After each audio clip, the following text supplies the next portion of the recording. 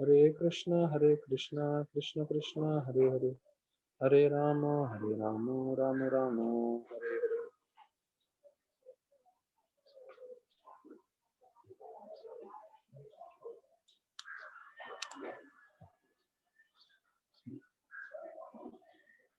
सभी भक्तों का स्वागत है आज के भागवत कथा में।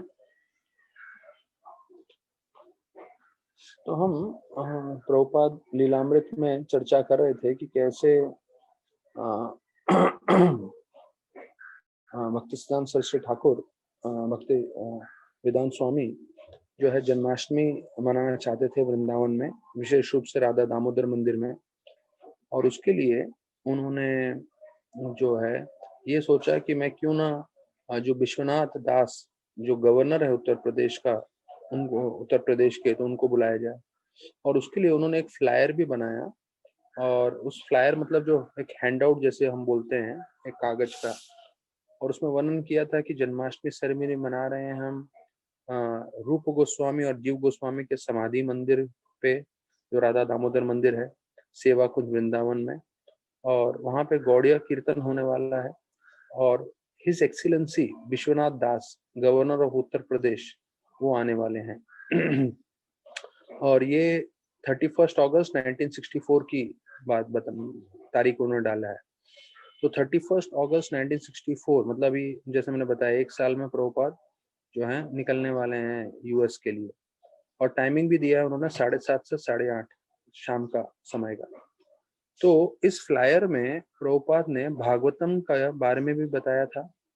और उसमें 60 वॉल्यूम्स आने वाले हैं वो बताया था।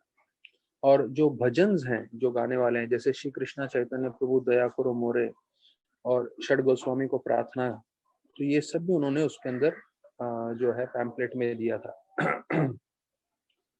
तो बोलते हैं ये कार्यक्रम बहुत ही कामयाब हुआ और बड़े ज्यादा संख्या में लोग आए। और उन्होंने जो है प्रसादम भी प्राप्त किया। प्रभुपाद ने जो है श्रीमद् भागवतम में से एक श्लोक लिया और उसमें प्रवचन दिए। और उनका श्लोक था कि कैसे जो है पूरे दोषों का सागर है, लेकिन भले दोष का सागर है कलयुग, लेकिन इसमें एक लाभ है, वो है कि जब हम हरे कृष्णा महामंत्र जप करते हैं, तो हरे कृष्णा महामंत्र जप करने से जो है हमारा पूरा उद्धार हो सकता है और हम इस कलयुग के प्रभाव से बच सकते हैं। तो उस समय जो है उन्होंने एक भागवतम का जो सेकंड वॉल्यूम आया था फर्स्ट कैंटो का, तो उन्होंने गवर्नर को दिया। और गवर्नर को ये भी बताया उन्होंने कि मेरा कैसा इच्छा है कि मैं पूरे विश्व भर में जाके प्रचार करूं। तो हम लोग को मालूम है जन्माष्टमी होता है, अगले दिन नंदोत्सव होता है। और उसके अगले दिन जो है प्रभुपाद जी का जन्मदिन मनाया जाता है। तो यहाँ पे बताते हैं जो विश्वनाथ दास जो हैं, जो इनके यूपी के ये थे, गवर्नर थे। तो वो बताते हैं उत्तर प्रदेश के जो हैं, उनको बुलाते हैं कि आप कब मेरे लखनऊ के मकान में आइए मिलने के लिए। तो उधर उन्होंने कुछ कार्यक्रम रखा था जिसके लिए उन्होंने बहुत सारे साधुओं को और कीर्तन करने वाले लोगों को बुलाया था। तो उसमें से एक थे कुमार भट्टाचार्य। तो ये जो थे कीर्तन विशेष रूप से कीर्तन करते थे, तो उनको बुलाया गया था। तो ये जो भट्टाचार्य जी हैं कुमार, वो बोलते हैं कि मुझे जो मेरा प्रभुपाद के साथ वार्तालाप हुआ, मुझे जो याद है वो चर्चा कर रहे हैं कि कैसे उन्होंने गवर्नर जी को पूछा कि आप क्या सुनना पसंद करेंगे। तो गवर्नर भी देखिए महाप्रभु के बड़े भक्त थे। उन्होंने बोला कि मुझे चैतन्य महाप्रभु के बारे में सुनना है। तो वो बोले मुझे बहुत अच्छा लगा। और बताया जाता है उन्होंने 1.5 घंटा महाप्रभु का कीर्तन किया। और फिर बोलते हैं क्योंकि गवर्नर है, तो गवर्नर होने के कारण बताया जाता है पूरा जो है प्रसाद सिल्वर के थालियों में था और विशेष मतलब बहुत बढ़िया प्रबंध किया था। तो जब वो प्रसाद दे रहे थे, प्रभुपाद उनके बाजू में बैठे थे। तो प्रभुपाद जो हैं उनको भी उन्होंने जो है भागवतम की कॉपी दी। और प्रभुपाद उनको बोलने लगे कि मैं मेरी इच्छा है कि मैं कृष्ण नाम और चैतन्य महाप्रभु की शिक्षा विशेष रूप से विदेश में ले जाके लोगों को दूं, और मैं ढूंढ रहा हूँ कि कोई मुझे टिकट दे जिससे मैं जा सकूं, जिससे मैं महाप्रभु का शिक्षण जो है पूरी तरह से फैला सकूं। और उन्होंने फिर वो श्लोक बताया, पृथ्वी आचे यथा नगर आदिग्राम सर्वत्र प्रचार होइबे मरण। तो ये बोल रहे हैं, ये जो सिंगर थे भट्टाचार्य जी, तो उसको लग रहा था नहीं नहीं ये थोड़ी कर पाएंगे, ये पूरा विश्व में करना बहुत मुश्किल है, और ये तो सरल साधु हैं और गरीब भी हैं, उनके पास टिकट भी नहीं है, ये कैसे कर पाएंगे। तो देखिए, किसी के पास आर्थिक शक्ति नहीं है इसका मतलब ये नहीं कि वो आध्यात्मिक उसके पास शक्ति नहीं है। लोग अधिकांश समय इस भौतिक जगत में उन्हीं को सम्मान देते हैं जिनके पास पैसा होता है, धन होता है, पर आध्यात्म में ये पूरा उल्टा है। आध्यात्म में अगर किसी की भी तीव्र इच्छा है तो भगवान किसी को भी ऐसा शक्ति प्रदान कर सकते हैं जो बड़े से बड़े धनी व्यक्ति नहीं कर सके, वो एक भक्त कर सकता है। तो अभी बताया जाता है कि इनके पास 3 पूरे वॉल्यूम थे, और जो है तीसरा वॉल्यूम जो था उसका प्रिंटिंग का पैसा भी आ गया था। फिर से प्रभुपाद जो है दिल्ली में चले गए, और फिर से जनवरी 1965 की बात चल रही है, और फिर से उन्होंने वैसे ही पूरा मेहनत करके जो है 3rd वॉल्यूम में निकाल लिया। तो यहाँ पे वर्णन कर रहे हैं अभी सार में, जो हम लोग भागवतम पढ़ रहे हैं, भागवतम पढ़ते समय हमें समझना चाहिए कि प्रभुपाद के पास कुछ पैसा नहीं था। जब वो झांसी में आए और जब उन्होंने घर छोड़कर आ गए थे, तो घर से कुछ पैसा लेकर नहीं आए थे। यहाँ तक कि हमें मालूम है कि उनके पास नाश्ता करने को पैसा नहीं था, रिक्शा पकड़ने को पैसा नहीं था, लेकिन उसके बावजूद भी उन्होंने फर्स्ट कैंटो के 3 भाग जो है खुद लिख के, खुद जो है प्रिंटर के पास उसको प्रिंटिंग करवा के 3 बार प्रूफ रीडिंग करके, प्रिंटर को कागज दे के, जब वो आ जाता था बन के, उसको बाइंडिंग करा के, फिर उसका कवर बुक बना के, तो पूरे 2 साल लगे। लेकिन बिना पैसे के भी प्रभुपाद ने अपनी सिर्फ मेहनत से जो है पूरा फर्स्ट कैंटो भागवतम जो है तैयार करवा दिया। उनका उम्र 69 का हो चुका था, और 40 साल हो चुके थे। भक्तिसिद्धांत ठाकुर ने जो है प्रभुपाद को, जब वो गृहस्थ व्यक्ति थे, उनको बोला था कि तुम्हें प्रचार करना चाहिए विशेष रूप से विदेश में अंग्रेजी भाषा में।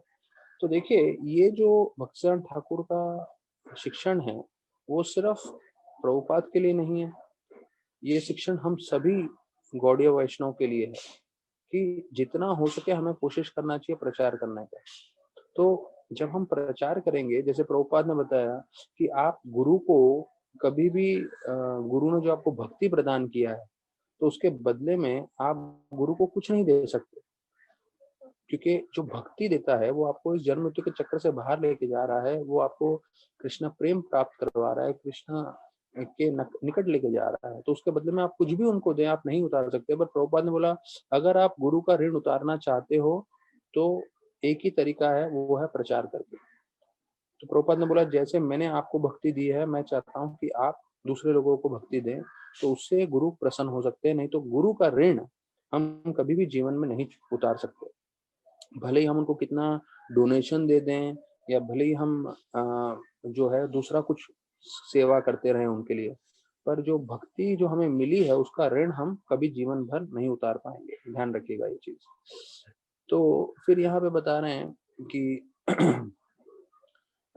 गृहस्थ थे, लेकिन तकरीबन अभी 10 साल हो चुका था, प्रभुपाद अपना गृहस्थ जीवन पूरी तरह से छोड़ चुके थे, और उन्होंने अभी पहला भागवतम स्कंद निकाल लिया था, प्रिंटिंग करा दिया था, लेकिन अभी भी उनके पास धन तो बिल्कुल नहीं था। तो प्रभुपाद बोल रहे हैं कि मेरे जो है अमेरिका जाना चाहता था। ये प्रभुपाद खुद अपना जो है बता रहे हैं अपने भक्तों को कि मैं अमेरिका जाना चाहता था, लंदन नहीं जाना चाहता था, क्योंकि मेरे गुरु भाई लोग लंदन जा चुके थे और वो वहां पे उनको सफलता प्राप्त नहीं हुई। तो मैं न्यूयॉर्क में जाना चाहता था, और मैं सोच रहा था कहाँ से जाऊं, टोक्यो जापान से जाऊं या दूसरी तरफ से जाऊं, कौन सा सस्ता रहेगा। क्योंकि प्रभुपाद के पास पैसे ही नहीं थे, इसलिए प्रभुपाद जो हैं वो बिल्कुल हमेशा इसी तरह से सोच रहे थे। और यहाँ तक भी प्रभुपाद बोलते हैं कि कभी कभी मेरे को सपना आता था कि मैं ऑलरेडी न्यूयॉर्क पहुंच चुका हूँ। इतना प्रभुपाद का तीव्र इच्छा था प्रचार करने का।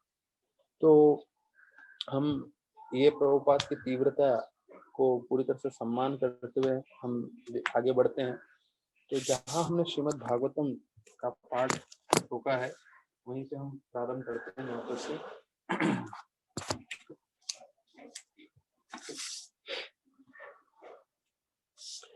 एक उसके भागवत श्रवण करने से पहले एक बार एक प्रचारक जो हैं वो बोल रहे थे एक व्यक्ति को जो शराब पी रहा था, तुम शराब पी रहा है, तुमको मालूम है शराब पीने से तुम नरक में जाएगा। तो बोले अरे मेरे दोस्त भी शराब पीता है। तो प्रचारक उसको बोला अरे वो भी नरक में जाएगा। तो बोलता है अरे मेरे जो रिश्तेदार है वो लोग भी शराब पीते हैं। बोलता है वो भी नरक में जाएंगे। तो बोले अरे यार जब मेरे दोस्त, मेरे रिश्तेदार और सारे के सारे लोग नरक में जाने वाले हैं तो फिर मैं स्वर्ग में जाके क्या करूंगा, हम लोग सब नरक में मिलके पार्टी करेंगे। तो एक भौतिकवादी व्यक्ति को ये समझाना कि भैया आप जो कर रहे हो वो सही नहीं है, प्रामाणिक नहीं है, वो बहुत मुश्किल होता है। प्रचार करना जो है बहुत मुश्किल कार्य है। तो यहाँ पे कल हम लोग चर्चा कर रहे थे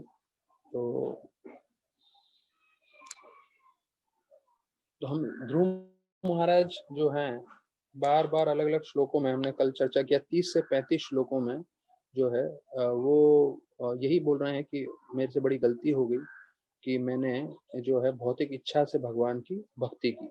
तो वो हमने कल तक भी चर्चा किया था। और फिर हम 32वें श्लोक में बता रहे थे कि कैसे उनको लग रहा था कि मेरी जो बुद्धि है वो देवताओं ने भ्रष्ट कर दी। और हमने कल को कथा सुनी कैसे विश्वामित्र मुनि का मन जो है इंद्र ने जो है मेनका, शायद वो अप्सरा थी जिसको भेज के उसका मन भ्रष्ट किया था। तो उसी तरह से बोल रहा है कि इन्होंने मेरा, देवताओं ने मेरा जो है बुद्धि भ्रष्ट किया है करके। तो अभी हम 33वें श्लोक में आ जाते हैं। तो 33 श्लोक में बोलते हैं देवी मया उपाश्रित्या पशुपता इव भिन्न दृक् तप्ये दीयते अपि असति भृत्तार भत्ताव्य हृदय रुजा। तो अभी ध्रुव महाराज वापस से जो है बोल रहे हैं कि मैं माया के प्रपंच में था, मुझे असली ज्ञान नहीं था, माया के गोदी में सोया हुआ था मैं, और मैं इस भौतिक जगत के जो प्रभाव में आ गया और अपने भाई को मैं दुश्मन मानने लगा। तो ये सोच के वो जो है और दुखी हो रहे थे कि कैसे मैं अपने ही परिवार वालों को दुश्मन मान रहा था करके। तो इसके लिए बोलते हैं कि मैं सोए हुए अवस्था में था। I was dreaming while asleep. मतलब कोई सोए हुए अवस्था में रहता है तो उसको जो दिखता है वो सही नहीं है। जैसे सोने के लिए बताया जाता है 3 स्तर होते हैं, मतलब जीव के। एक तो होता है सोने के 3 स्तर नहीं है, 3 स्तर होते हैं जिसमें एक में जागा रहता है और दूसरे में सोता है और तीसरा है जो गहरी नींद में जाता है। तो 3 स्तर है। तो इसको बोलते हैं एक जागृति, जिसमें हम पूरी तरह से जागे रहते हैं, हमारी सारी इंद्रियां कार्य करती हैं। दूसरा है स्वप्न, जिसमें हम सो जाते हैं लेकिन उसमें हमारा मन और अहंकार जगा हुआ रहता है, जिसके कारण जो है हम अलग अलग सपने देखते हैं। तो इसे बोलते हैं स्वप्न।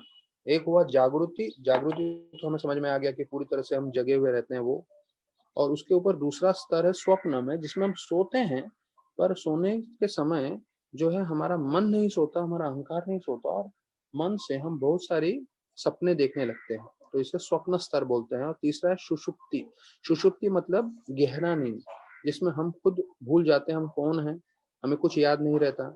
और जो है लेकिन उस स्तर में भी चेतना जो है वो पूरी तरह से विकसित रहती है।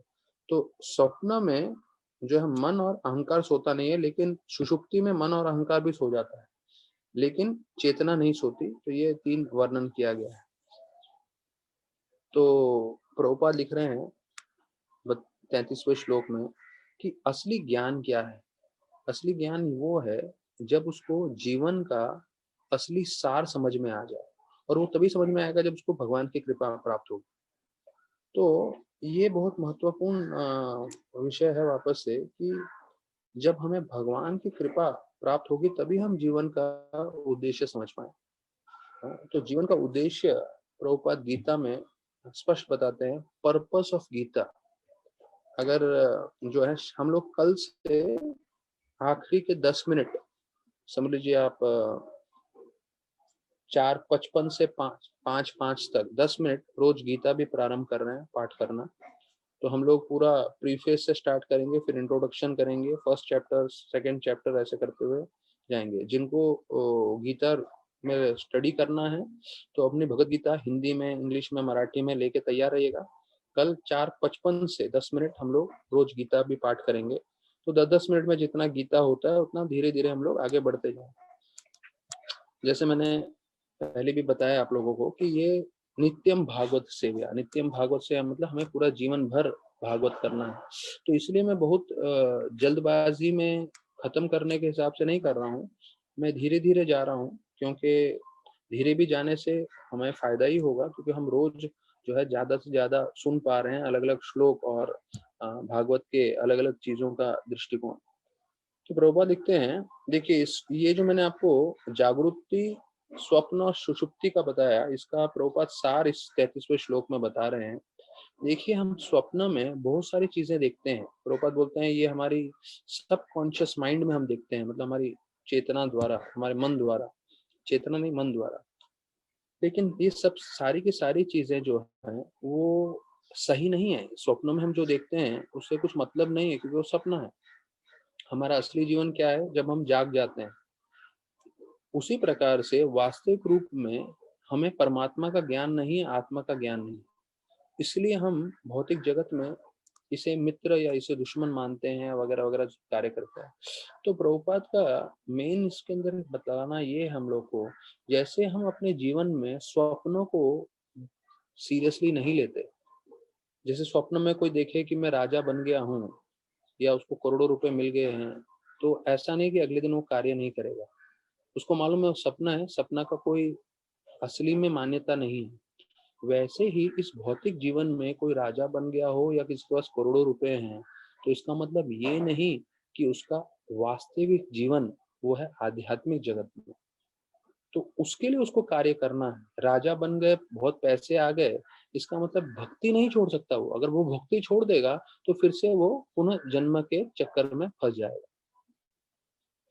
तो फिर जो है 34वें श्लोक में बोलते हैं, मयि तत् प्रार्थितम व्यर्थम चिकित्सा गतस्यसि प्रसाद्य जगत आत्मानां तपसा दुष्प्रासदम भव छिद्धिम एचे अहम भगवान भाग्य विवर्जिता। तभी यहाँ भगवान के लिए बोला गया भव छिद्धिम। भव छिद्धिम मतलब, भव मतलब मैंने बताया था कि इस संसार को जो है भव बोलते हैं। जैसे एक भक्त का नाम रखा भवानंद, मैंने आप लोग को बताया था ये पास्ट टाइम कि भवानंद मतलब जो इस भौतिक जगत में आनंद ले। तो भौतिक जगत में तो सिर्फ कृष्ण भगवान आनंद लेते हैं। और फिर प्रभुपाद ने बताया कि एक ही व्यक्ति है जो इस भौतिक जगत में आनंद लेगा, जो प्रचार करेगा, प्रचार कार्य करेगा। तो अभी ध्रुव महाराज वापस से वही बोल रहे हैं, बहुत मुश्किल है भगवान को प्रसन्न करना, लेकिन मैंने किसी तरह से जो है उनको संतुष्ट कर लिया था। लेकिन मैंने जो उनकी प्रार्थनाएं, उनको प्रार्थना की, वो प्रार्थना मेरा जो है विफल हो गया। क्यों? क्योंकि मैंने भौतिक चीजों की इच्छा रखी। तो बोल रहे हैं कि मेरा जो कार्य थे, हाँ, वो उसके समान थे जैसे कोई मृत व्यक्ति को दवाई देने की कोशिश करे। अभी देखिए उदाहरण दे रहे ध्रुव महाराज, बतलाने के लिए, कोई मरे हुए व्यक्ति को कुछ दवाई देगा तो उसका क्या महत्वपूर्णता है।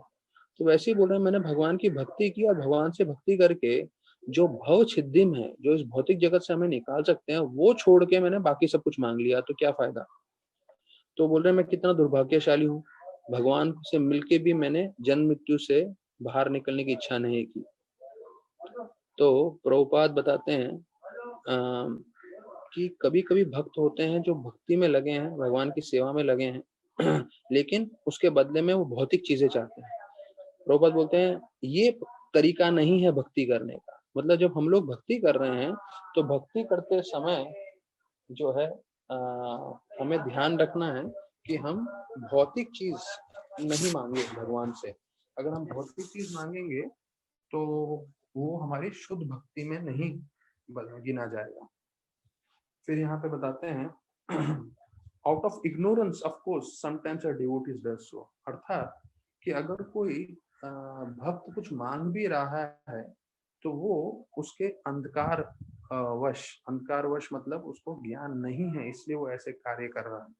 ऐसे करके प्रभुपाद बताते हैं। तो इस श्लोक में शब्द आ रहा है चिकित्सा गया गतायुषी है, उसमें बोल रहे हैं, जैसे मैंने ध्रुव महाराज बता रहे हैं कि आप चिकित्सा मतलब चिकित्सालय हम लोग बोलते हैं ना, कि उसको किसी को ठीक करने की कोशिश करना या दवाई देना, लेकिन वो व्यक्ति ने पहले ही अपना प्राण त्याग दिया है तो उसका कोई फल प्राप्त नहीं होता। तो फिर बताया जाता है यहाँ 35वें श्लोक में बोल रहे हैं स्वर्जयम यचतो मोध्यान मनो में अभिक्षुतो बता ईश्वर क्षीण पुण्येन फली कारण इवाधना। तो इसमें बोल रहे हैं कि जैसे कोई बहुत धनी व्यक्ति के पास जाता है और धनी व्यक्ति बोलता है, कोई राजा मांगो एक गरीब व्यक्ति को जो मांगना है मांगो, और वो क्या बोलता है कि मुझे जो चावल के टूटे हुए दाने हैं वो दे दीजिए।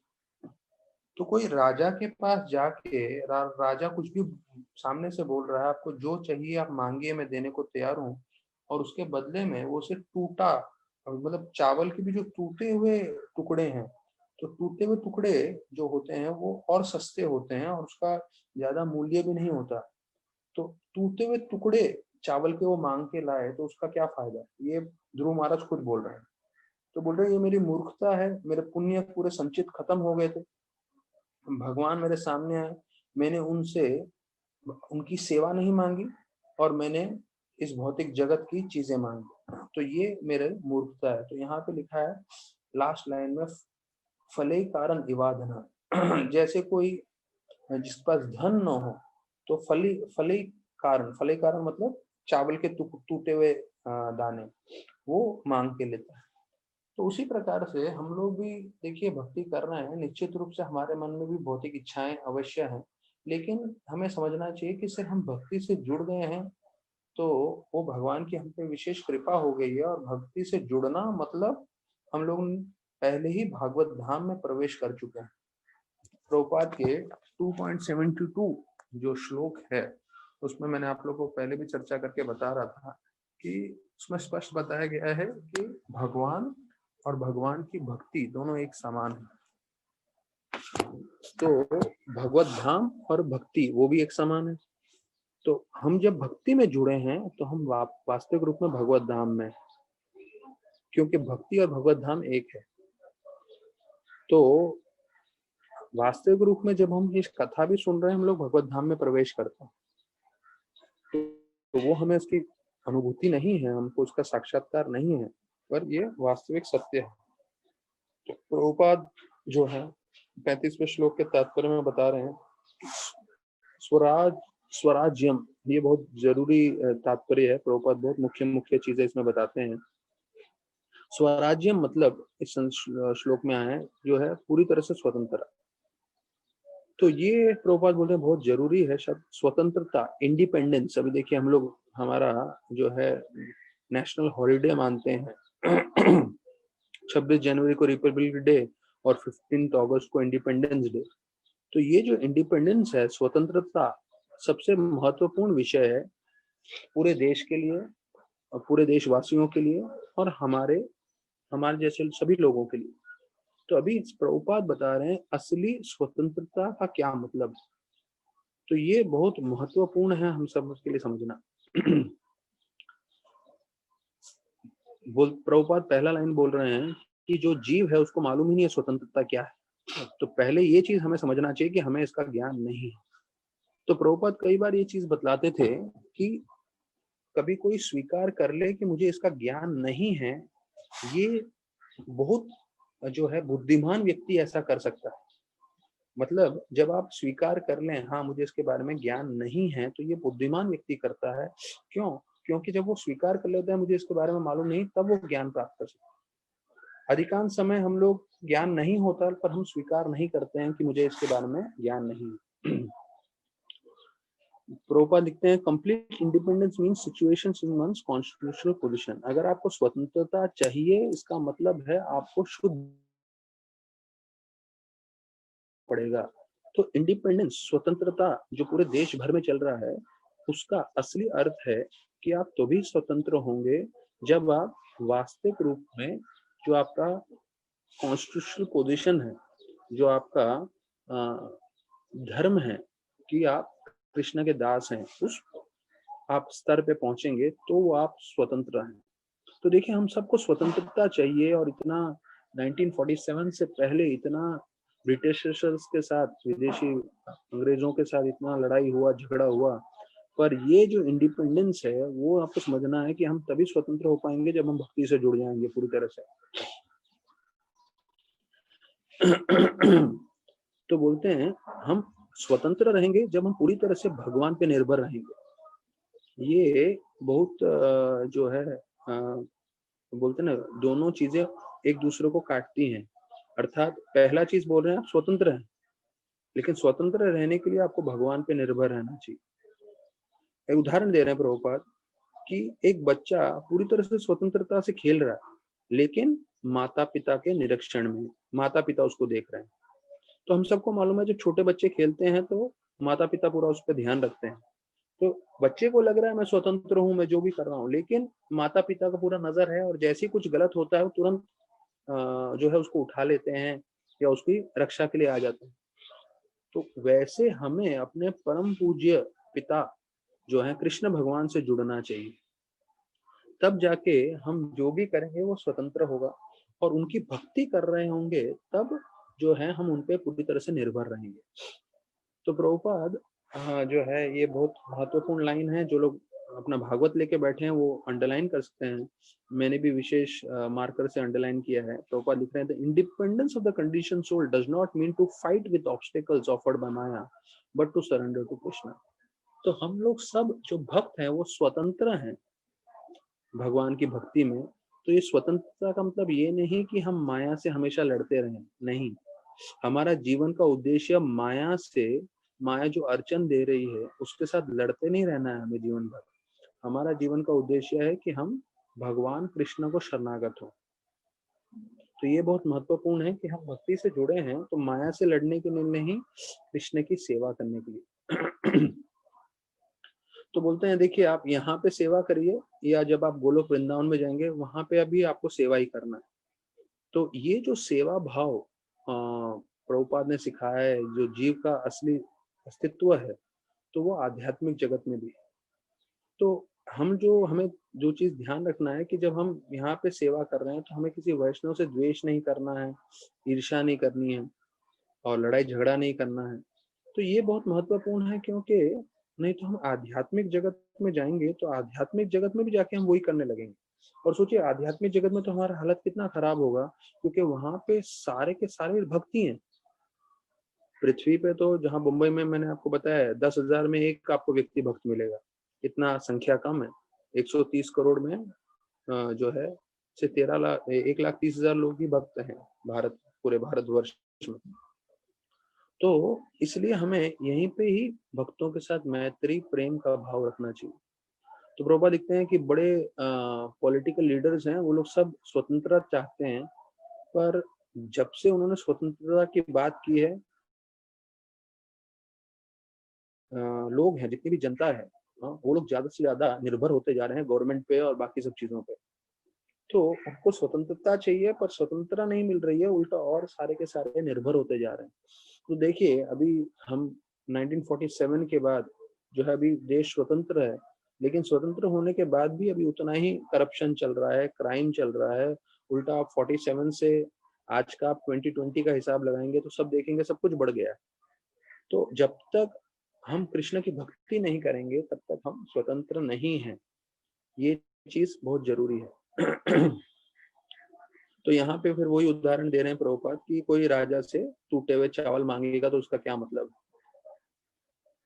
तो प्रभुपाद बोल रहे हैं इसका मतलब ये है कि हम जब भगवान की भक्ति कर रहे हैं तो भगवान की भक्ति करते हुए हमें भगवान से कोई भी भौतिक चीज नहीं मांगना चाहिए। तो बोलते हैं जो शुद्ध भक्त होते हैं वो सिर्फ एक ही चीज भगवान से मांगते हैं, क्या, कि हम आपकी सेवा कैसे कर सकें, और यही असली स्वतंत्रता है। तो अगर हम इसके अलावा कुछ भी मांगते हैं तो वो हमारा दुर्भाग्य है, करके प्रभुपाद ये बोल के कंक्लूड कर रहे हैं 35वां श्लोक। भक्ति के अलावा हम भगवान से अगर कुछ भी मांगे तो प्रभुपाद बोल रहे हैं ये हमारा दुर्भाग्य है। It's a sign of our misfortune. हम दुर्भाग्यशाली हैं, हम कुछ भी मांग रहे हैं तो एक चीज ध्यान रखिए, प्रभुपाद ने 3 बार या उससे भी ज्यादा बार अभी तक भागवत में बोला है, एक पत्ता भी नहीं हिलता भगवान की इच्छा के बिना। तो इतना चीज भक्तों को पूरी तरह से श्रद्धा होना चाहिए, उनके जीवन में जो कुछ भी हो रहा है वो भगवान के कृपा के द्वारा हो रहा है। तो हमें पूरी तरह से भगवान पे विश्वास रखना चाहिए, पूरी तरह से निर्भर होना चाहिए, और जो भगवान हमारे जीवन में दे रहे हैं तो हमें उसे स्वीकार करना चाहिए। तो जैसे मैं आप लोगों को कुछ अपने नोट्स में से बताना चाहता था आज। देखिए, जब किसी व्यक्ति के मन में अहंकार आता है तो वो कृतज्ञ नहीं रह सकता। तो हमारे मन में अहंकार के भाव से हमें जो है कृतज्ञता जो है वो हमारे मन से हट जाती है। तो one has to be grateful, हमें कृतज्ञ रहना चाहिए, हमें आभारी रहना चाहिए कि हमारे जीवन में हमें जो कुछ भी मिला है। तो एक जो वैष्णव होता है वो हमेशा आभारी रहता है, वो हमेशा प्रसन्न रहता है, उसको जो कुछ भी मिला है वो ये नहीं देखता मुझे क्या नहीं मिला, वो इसके लिए प्रसन्न होता है कि मुझे क्या मिला है। और राधानाथ महाराज बोलते हैं, तो कृष्ण प्रभु एडिनो कार्सिनोवा कैंसर से चले गए, और जब वो चले गए उनका शरीर उन्होंने त्यागा, उस 35 ईयर्स के थे, बहुत यंग एज में चले गए। उन्होंने जो है मैरिज किया था, उनका 1 साल की शायद डॉटर थी, 1 साल से भी कम की उनकी पुत्री थी।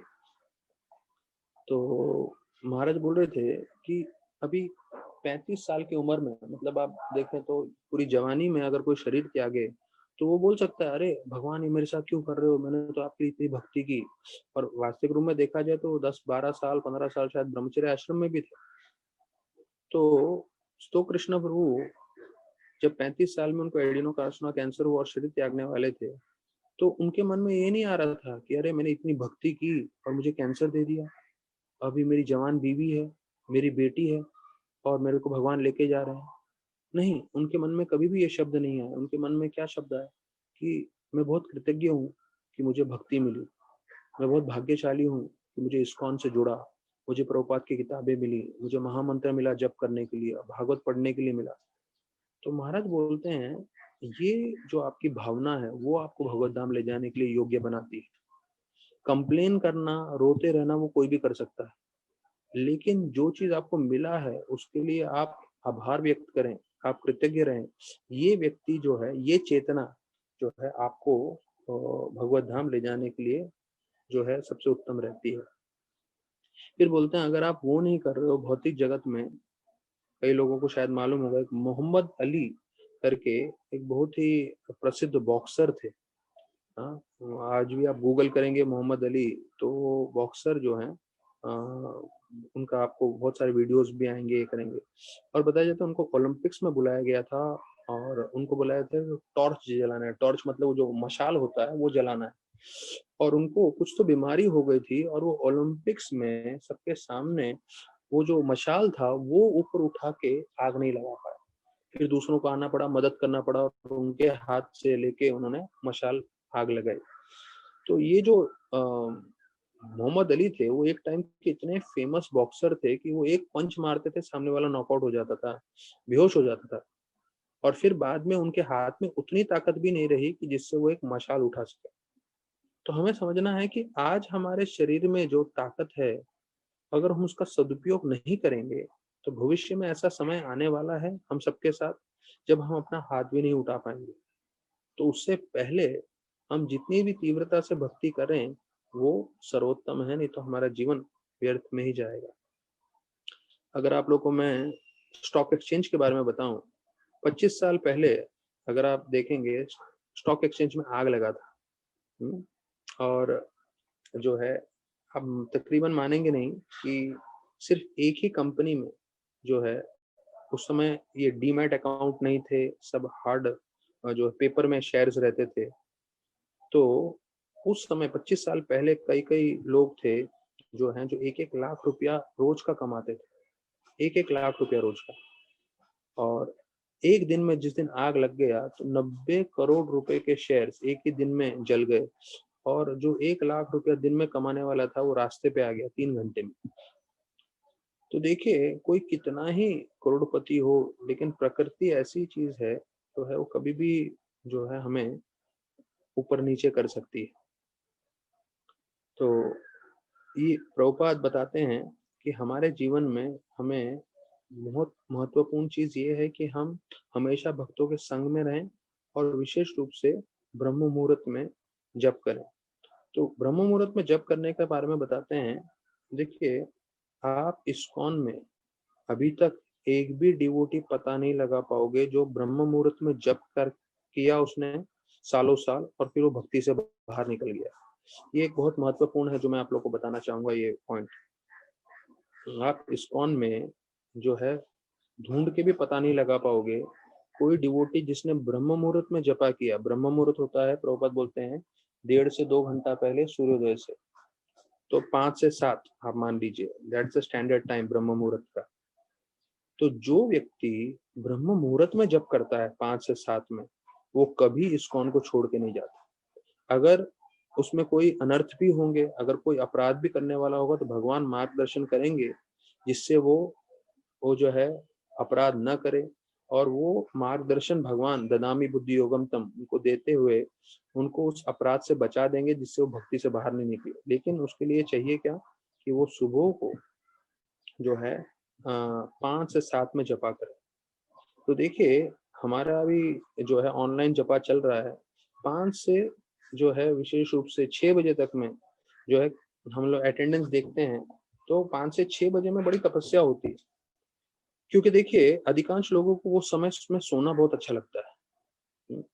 अभी उस समय में सोना है और दूसरी तरफ है 5 से 6 के बीच में जपा करना। तो अगर आप बोलते हैं ना तराजू में दोनों चीज रखें, तो अधिकांश इस्कॉन के डिवोटीज सोना पसंद करते हैं और हमारा अटेंडेंस क्लियर दिखाता है। सिर्फ 6-8 लोग रहते हैं जो 5 से 6 में जपा करते हैं, बाद में सब लोग आते हैं या 6:30 के बाद सब लोग आते हैं। तो सुबह उठना बहुत मुश्किल है, क्योंकि जैसे मैं बता रहा हूँ उस समय का जो आनंद है, लोगों को लगता है सोने में असली आनंद है, जपा में आनंद नहीं है, भगवान के संपर्क करने में आनंद नहीं है, सोने में आनंद है। इसलिए लोग सोना उस समय ज्यादा मूल्यवान समझते हैं, जप करना नहीं। ये मैं जो मैंने प्रवचन में सुना है मैं वो दोहरा रहा हूँ, मैं अपने प्रोग्राम के हिसाब से नहीं बोल रहा हूँ, मैं जस्ट आपको चीजें जो मैंने सुनी है वो मैं बता रहा हूँ आप लोग को। तो बोलते भक्तों को सिंपल लाइफस्टाइल जीना चाहिए, शोबाजी करने की कोई जरूरत नहीं है। तो अगर आप शोबाजी करने जाओगे तो ना मटेरियली आप लोग टिक पाओगे ना आध्यात्मिक रूप से, और इसके बहुत सारे उदाहरण भी हैं। तो शो करने की जरूरत नहीं है, सिंपल लाइफस्टाइल हमें जीना है और अच्छे से जितना हो सके हमें भक्ति करना है। फिर बोलते हैं आप अपने जीवन में भौतिक रूप से प्रगति देखना चाहते हैं या आप कृष्ण भावनामृत देखना चाहते हैं। देखिए बुद्धिमान व्यक्ति वो रहेगा जो कृष्ण भक्ति करते हुए जितना आप भौतिक रूप से प्रगति कर सकते करिए। अगर आप कृष्ण भक्ति छोड़ के सिर्फ भौतिक रूप से प्रगति करने की कोशिश करेंगे तो वो भौतिक प्रगति आपको ना ही संतुष्टि देगा ना ही आनंद देगा, जबकि वो जहर के समान हो जाएगा आपके जीवन में। क्यों? क्योंकि आप भौतिक रूप से प्रगति कर लोगे, धन एकत्रित कर लोगे, लेकिन कृष्ण भक्ति के बिना सब कुछ शून्य होने वाला है।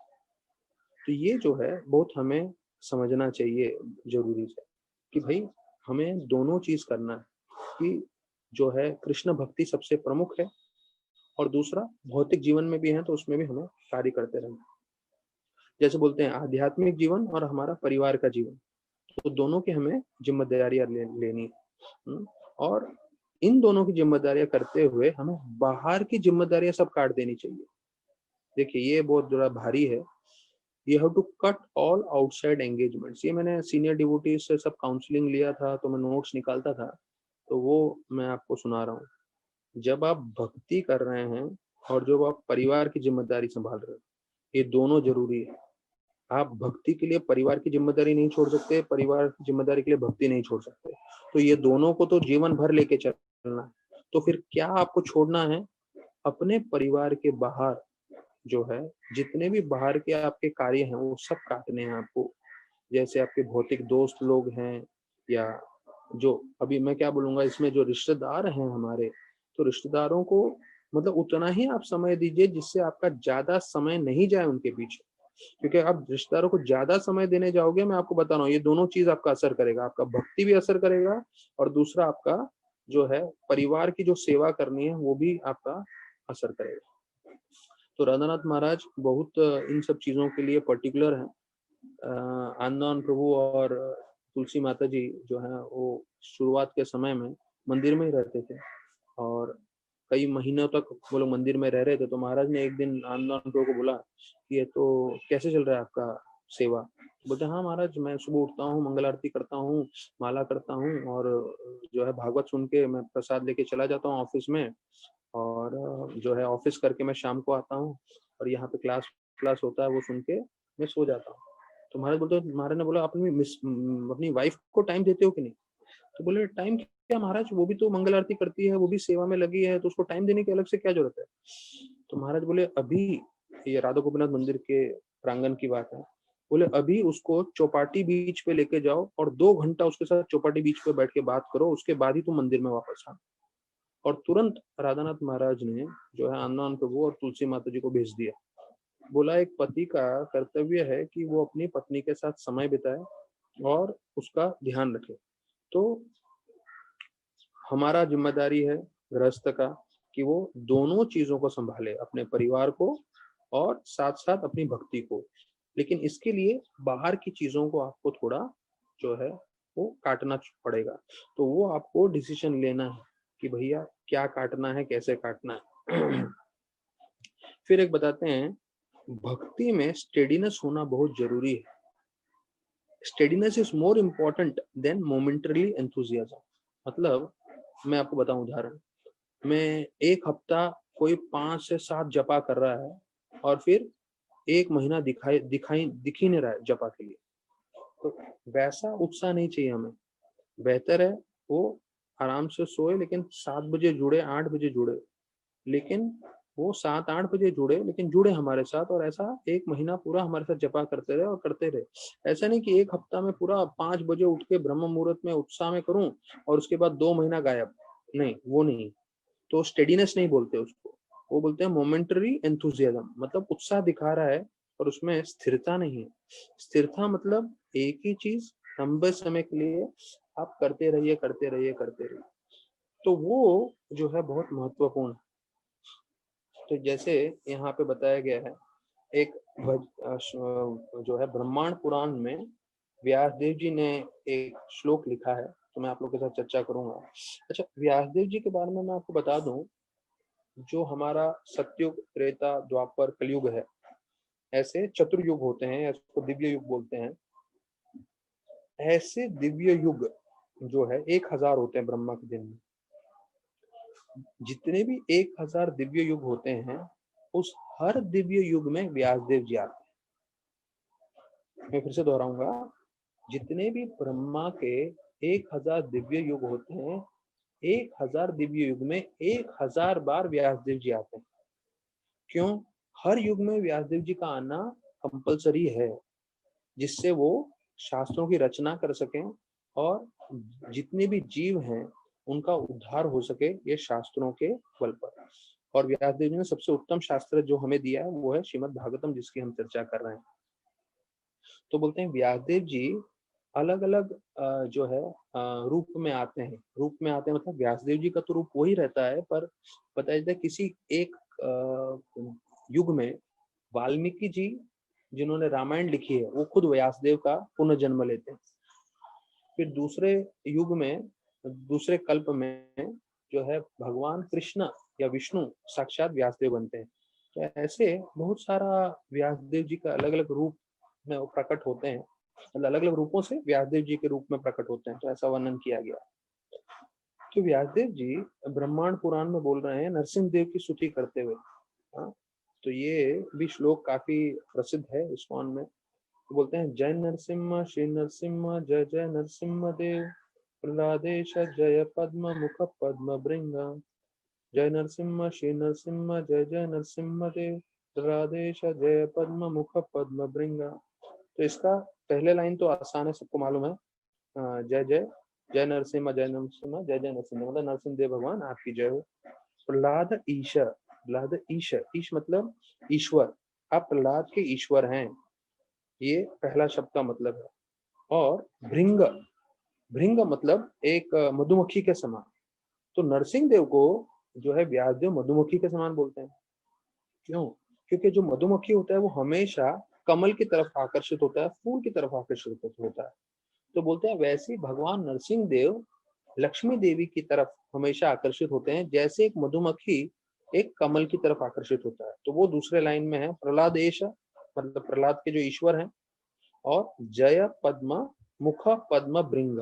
तो जैसे एक भृंग होता है, एक मधुमक्खी होता है, जैसे वो कमल की तरफ आकर्षित होता है, वैसे वो नरसिंह देव हमेशा लक्ष्मी की तरफ आकर्षित होते हैं। तो हम लोग अभी इसके साथ हमारे 35वें श्लोक में आ जाते हैं। मैत्र वाचा नवै मुकुंदस्य पदार विंदयो रजो जुसस्ततो भवद्वस जनाः वांछन्ति तद्दासम ऋते यद अच्छय लब्ध मन समा समृद्धाय। तो इस श्लोक में बता रहे हैं, अब ये मैत्रेय विदुर जी को बोल रहे हैं कि आपके जैसे जो शुद्ध भक्त होते हैं, जो मुकुंद के चरणों की तरफ पूरी आसक्त होते हैं। तो देखिए भगवान का मुकुंद का मतलब बताया गया है 36वें श्लोक में। मुकुंद का मतलब है जो मुक्ति प्रदान करते हैं। तो वर्ड टू वर्ड ट्रांसलेशन में भी प्रभुपाद लिखे हैं मुकुंदस्य, मतलब मुकुंदस्य मतलब वो भगवान जो हमें मुक्ति दिला सकते हैं। जैसे प्रभुपाद ने बताया, purpose of Gita is to deliver the mankind from this material existence. तो जो हम गीता 700 श्लोक भगवान ने बताया है, प्रभुपाद उसको एक लाइन में बता रहे हैं। पूरा गीता 700 श्लोक का आपको समझना है, आप भक्ति करके भगवत धाम चले जाओ, मतलब इस भौतिक जगत से निकले। अब इतना स्पष्ट चीज भगवान ने बताया है, प्रभुपाद ने बताया, और उनके कृपा से, प्रभुपाद की कृपा से पूरे विश्व भर में, जैसे हमने बताया, इतना आंदोलन चल रहा है, इतनी भक्ति चल रही है, और सिर्फ भारतवर्ष में इतना सब कार्य हो रहा है। तो हमें ये चीज समझना है कि हमें पूरी तरह से विश्वास प्रभुपाद के शब्दों पे रखना चाहिए। प्रभुपाद गीता में भी लिखते हैं कि भक्त हमेशा कृष्ण भगवान ने जो बताए हैं उस शब्दों पे पूरा विश्वास रखता है। तो हमें आंख बंद करके जो कृष्ण ने गीता में बताया, भागवत में बताया है, और भागवतम हम इतने 6 महीने से चर्चा कर रहे हैं, और अब देखिए एक एक शब्द सही है, एक एक शब्द। ऐसा नहीं है कि जो हम इतने महीनों से एक एक घंटे में चर्चा कर रहे हैं उसमें कोई त्रुटि है, गलतियां हैं, नहीं, ये सब कुछ प्रमाणिक है। तो यहाँ पे बता रहे हैं मुकुंद का मतलब है जो हमें मुक्ति प्रदान कर सके। तो वास्तविक रूप में अगर हम ये भक्ति मार्ग से लगे रहें जीवन पर्यंत, तो हम भी मुक्ति प्राप्त करेंगे। पर प्रश्न है कि क्या हम जीवन पर्यंत भक्ति से टिके रह पाएंगे क्या? तो वो सिर्फ भगवान की कृपा से संभव हो सकता है। इसलिए हमें रोज प्रार्थना करना चाहिए। प्रभुपाद प्रार्थना करते थे राधा कृष्ण से कि मेरा कभी पतन ना हो। अब प्रभुपाद इतने बड़े आचार्य हैं, पूरे इस्कॉन की स्थापना की है पूरी दुनिया भर में, लेकिन वो भी प्रार्थना करते थे हाथ जोड़ के, मेरा कभी पतन न हो, मतलब मैं कभी कृष्ण भक्ति से बाहर ना निकलूं, मेरी भक्ति छूट ना जाए। तो ये बहुत महत्वपूर्ण है हमारे लिए कि हम भी प्रार्थना करें कि हम भक्ति में लगे रहें जीवन पर्यंत, भक्ति से बाहर ना निकलें। क्योंकि भक्ति से बाहर निकलेंगे तो पूरे माया के प्रपंच में पड़ेंगे। तो दो ही जीवन है, कृष्णा कॉन्शियस और माया कॉन्शियस, तीसरा कोई जीवन नहीं है भौतिक जगत में। या तो आप कृष्ण के बारे में चिंतन कर रहे हैं या माया के बारे में चिंतन कर रहे हैं। तो जो कृष्ण के बारे में चिंतन नहीं कर रहा है वो अपने आप माया में पड़ेगा ही, उसका कोई दो राय नहीं है। और यहाँ पे अभी मैत्रेय मुनि बता रहे हैं विदुर जी को कि कैसे जो शुद्ध भक्त होते हैं वो भगवान के चरणों में आसक्त होते हैं, और उनको जो संतुष्टि मिलती है भगवान के चरणों में सेवा करने की, वो मानो शहद के समान है। तो इसके ऊपर प्रभुपाद तात्पर्य में बताएंगे, जो हम लोग चर्चा करेंगे। पर ऐसा बता रहे हैं कि भगवान के चरणों को हम हमेशा कमल के चरणों के समान बताते हैं, लोटस फीट। तो कमल बोलते हैं क्योंकि कमल में शहद होता है। तो वो क्या है प्रभुपाद तात्पर्य में बताएंगे। और बोलते हैं हर परिस्थिति में, अब ये बहुत महत्वपूर्ण है हमारे लिए जानना, हर परिस्थिति में ये जो भक्त होता है वो संतुष्ट रहता है, और वो भगवान से कभी भौतिक चीज नहीं मांगता। हर परिस्थिति में वो संतुष्ट रहता है। तो ये हमारे लिए वापस से जानना है कि हमें हर परिस्थिति में संतुष्ट रहना। तो अभी हमारे पास कुछ भी है या नहीं भी है, लेकिन हमें उसमें संतुष्ट रहना चाहिए। क्यों? क्योंकि भगवान ने हमारे लिए ये पूरा प्रबंध किया है। तो प्रभुपाद गीता का श्लोक बता रहे हैं जिसमें भगवान बोल रहे हैं भोक्तारम येगन तपसम सर्वलोक महेश्वरम सुहृदरम सर्वभूतानम ज्ञात्वाम शांतिम रक्षति।